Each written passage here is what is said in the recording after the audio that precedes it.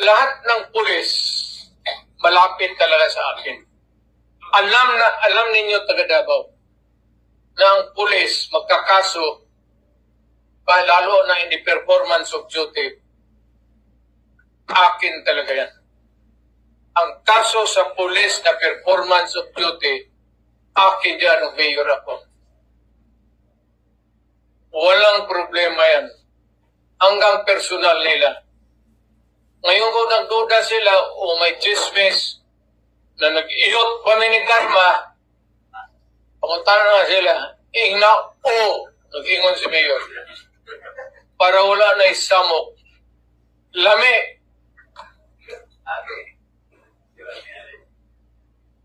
Pero they're also saying na ikan dito ang order sa sa order to ang order mag-ihop